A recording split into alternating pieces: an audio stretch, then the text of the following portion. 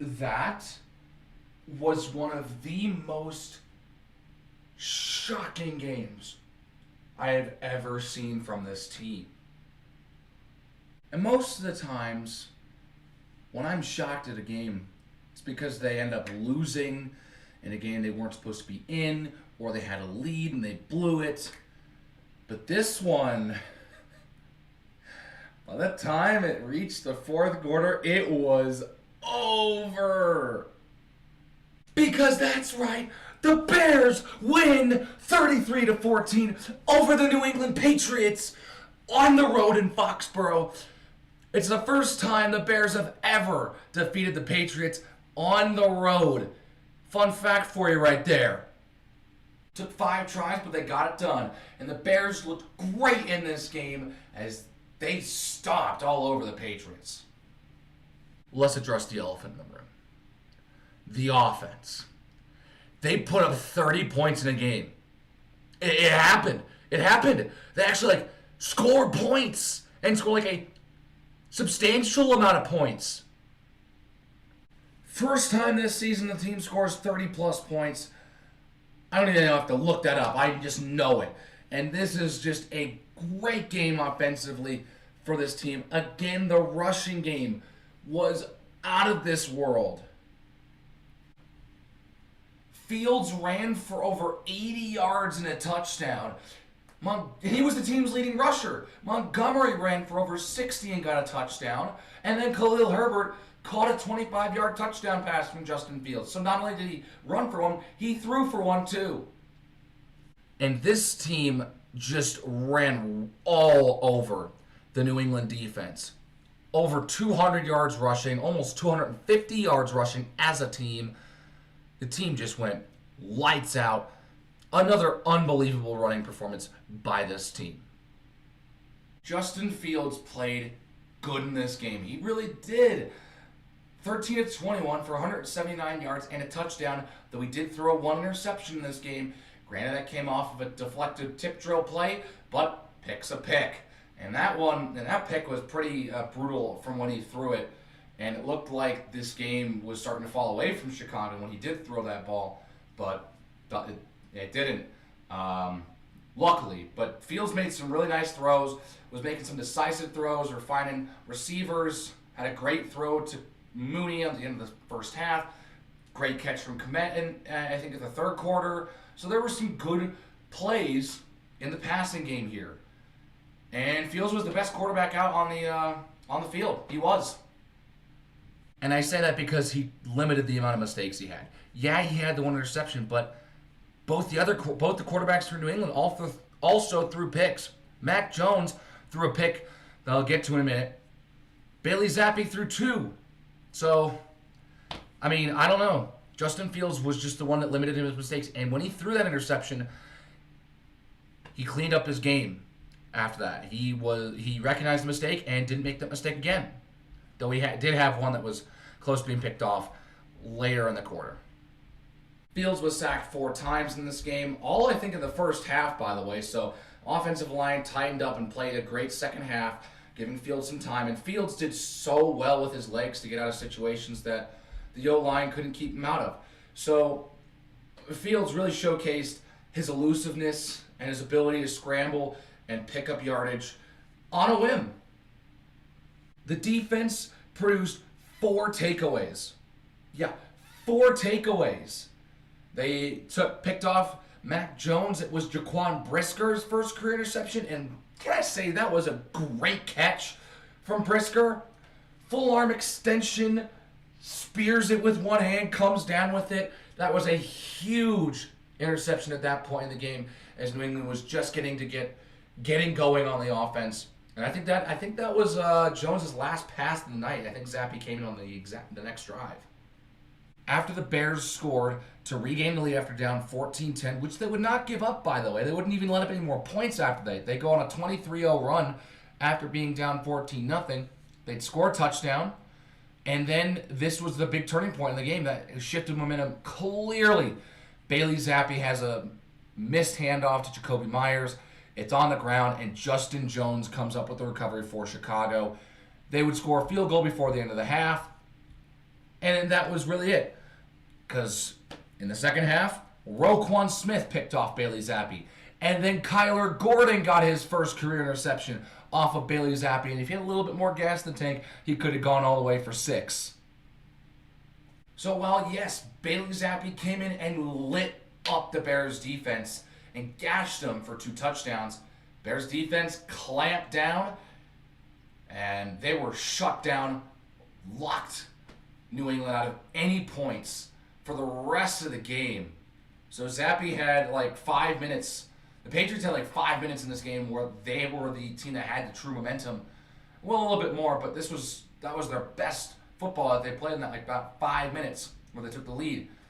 And then, for me, I was totally thinking the team was going to lose. Because Zappe had gashed them. He'd come in and just looked unbelievable for the first 2 drives. Spanked the Bears defense. But the defense clamped down, and then the offense actually was able to back it up and produce points to give the defense that cushion. Granted, they didn't give any more points up, but if they fell apart a little bit at the end of the game, they had that cushion because the Bears scored over 30 points in the game. Like, this defense consistent, hang on, I'm going to check. What do we have? 12 points, 14 points, 29, 20, 27, 10.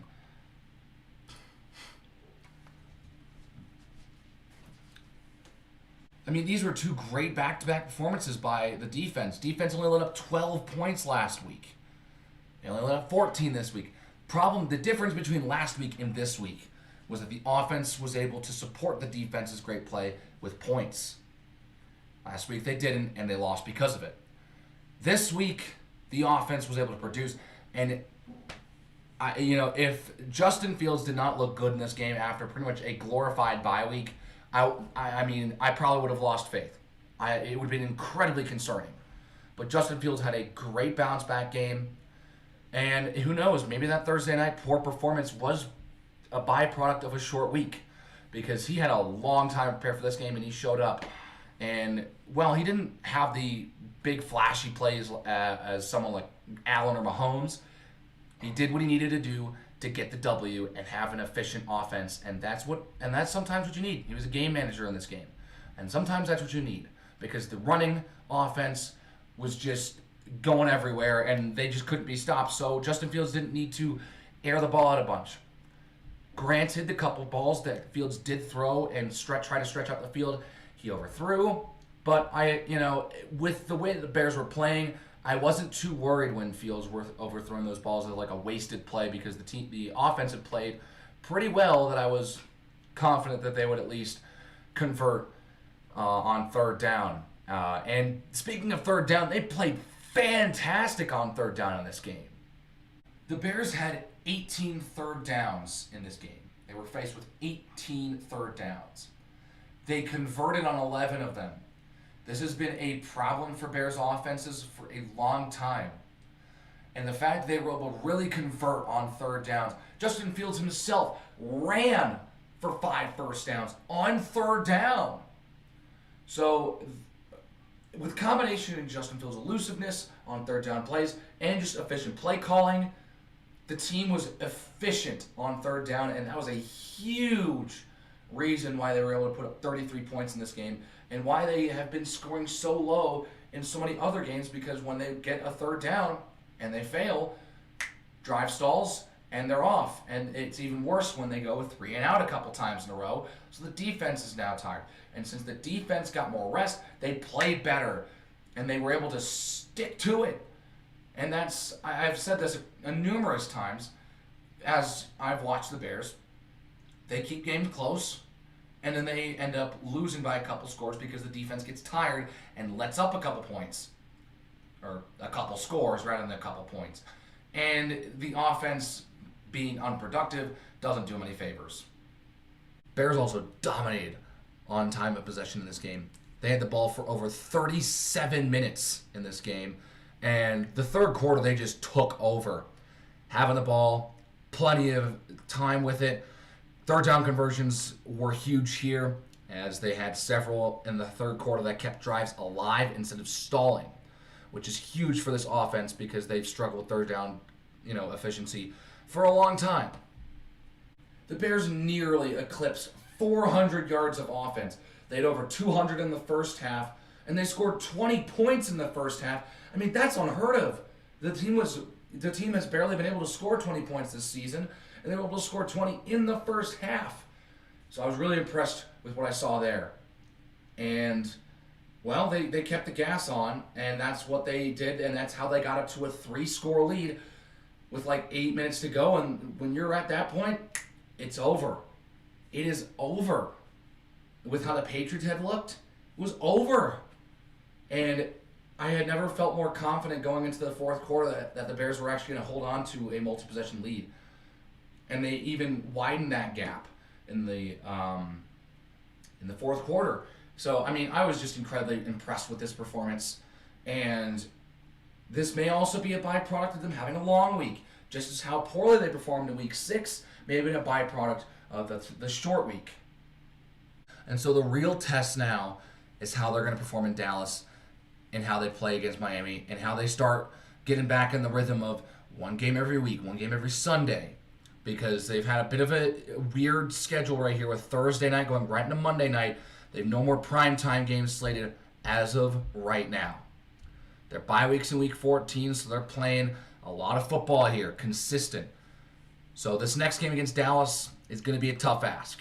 Dallas is a good football team, and they've played well despite playing with a backup in Cooper Rush.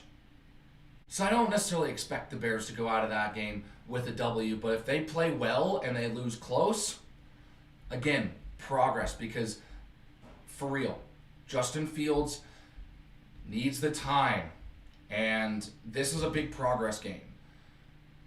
He needs to continue to progress. This is where I feel like if he regresses again in the next couple of games, I don't know how to feel about it, because he could have a game like this, but then have 2 or 3 really bad games following it. So he needs to be consistently good for this team to and this fan base to trust him with running this offense. And so after Dallas, it's a tough road game in Dallas, by the way. They're going to be rocking the orange jerseys in that one. But after that, they go back home and they take on the Miami Dolphins, who just got Tua Tagovailoa back. So, depending on how he plays, they're going to be playing against Tagovailoa, who's going to be throwing to Waddle and Hill. And don't forget about Mike Gesicki. So the secondary is going to have their hands full in Week 9. So, if they drop those 2 games, I'm not going to be too surprised. This was a big win, and this was a complete shocker for many, including myself. So a very, very interesting development out in Foxborough tonight. And I'm very excited to see what this Bears team can do. While they may not be out in the winner's circle in many of these games for the rest of the year, if they show progress and they show determination and they are competitive in these games, this shows progress, and they can hopefully take the next step next season. Because that's kind of what we are looking at this point. Or at least that's what I'm looking at. Because if Fields continues to have games like this, then he can be a starter in this league. But if he continues to have games like he did against Washington, or he had against Houston, he will be out of this league faster than you can say the name Justin Fields. So Fields still has a lot of pressure on him. He had a good game. Let's give him the credit that he deserves. Had a good game. Had a great game on the ground. But for him to be consistent and for him to be a starter in this league, he needs to be consistent. He needs to have these performances pretty much week in, week out. He needs to be able to at least throw the way he's been throwing it. He threw in this game. Be able to stretch the field a little more. So I think that one thing he can work on this week is the deep throw, because they tried it a couple times and it wouldn't work. But they honed in on Justin Fields' strengths for this one, and they ended up playing very well, winning by 19 over the New England Patriots, who looked like they were on the up with Bailey Zappe starting after shutting up Detroit and then really giving it to Cleveland last week. But they come into this one and fall flat, and Zappe throws 2 picks. And so the Patriots are going to go to MetLife and play the Jets, and this may be the first time that the Jets are favored against the Patriots, and the Jets may be the team that comes out with the win in this game. for the first time in like, what, 7 years?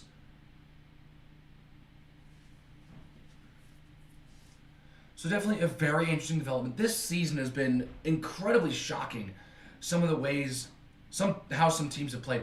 Both Rodgers and Brady are under 500 after 7 weeks. The Bears have the same record as the Green Bay Packers and the Tampa Bay Buccaneers at 3-4. If you told me this in week 1, I would have told you you're insane. Because at this point, this is where I thought that the Packers were going to end up actually passing the Bears for the all-time win total. As that's been a storyline, they scheduled the Bears-Packers game in week 2 to pretty much see Green Bay pass Chicago by beating Chicago. At least that's what I think is the reason why they made that game so early. But regardless, it still hasn't happened. Green Bay still has not officially passed the Bears. They've tied the Bears plenty of times this season. We've been tied for a couple weeks. But with the Bears and the Packers now having the same record, the Bears have one more win all time than the Green Bay Packers. And if the Packers go 2-0 in the next 2 weeks and the Bears go 0-2, Packers get the record. But right now, the Bears can say that they will go at least another week with the win total theirs. So it's a tough road game against Dallas next week. This is one that I don't know if they're going to win. I don't think they're going to win this one. They're on a short week. Dallas just played well against Detroit, 24-6. And I think that Chicago is going to need to play very, very well again to take down Dallas. So don't celebrate too hard. Enjoy the win. But don't get too cocky, because if you do, you'll definitely get humbled by the Cowboys. I don't think I got anything else for this one. Bears played a great game here. Defense and the running game, once again, the main reasons why this team won. And this is just pure Bears football. And that's the Bears' identity. Defense and the run game. And they played well. They get a big win. 3-score win, which is first time they win by multiple possessions this year. Or actually, no, they won by 2 scores against San Francisco. They won against them by 9. But anyways, Bears win by 3 scores. And this is the most complete game they've put together this year. So I'm very excited to see what they can do against Dallas. But I'm also very skeptical to see if this was just a byproduct of a long week. But anyways, that is it for this one. If you liked it, please hit the like button and hit that subscribe button for more videos from me. And without further ado, I will see you all in the next one. Take care.